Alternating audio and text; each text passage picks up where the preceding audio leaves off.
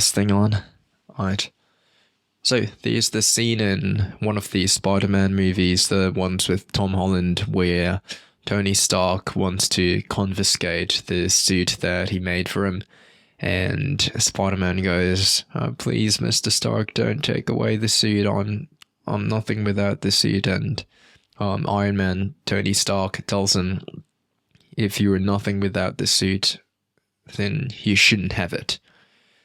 And I thought this was a really good line in addressing the topic of finding your identity or fulfillment in things of this world and not in Christ.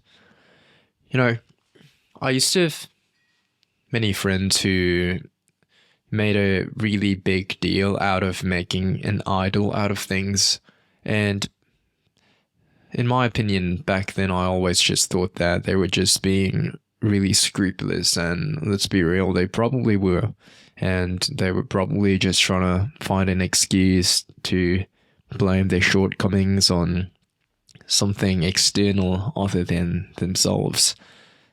So judgmental takes aside, things of this world, pleasures such as indulging in nice food, nice drinks, they're not in and of themselves evil. Things aren't in and of themselves inherently evil. It's what we make of them and what we do with them that defines the morality of it.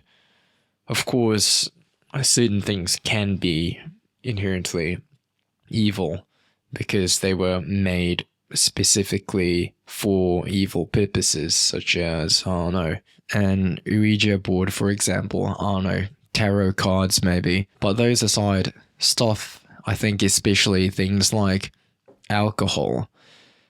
Jesus himself indulged in fine wine, and many Christians tend to almost villainize the alcohol itself when it's what you do with it that actually counts. So all that's to say that indulging in earthly pleasures is perfectly fine and even great when done in moderation and done appropriately. But sometimes things do go too far, and we can start to misuse things when these pleasures and indulgences start to take control of us. I think that's when it actually becomes a problem. And maybe that's a really vague and subjective way of putting it, but I think this movie scene stood out to me because I think it's a pretty good benchmark.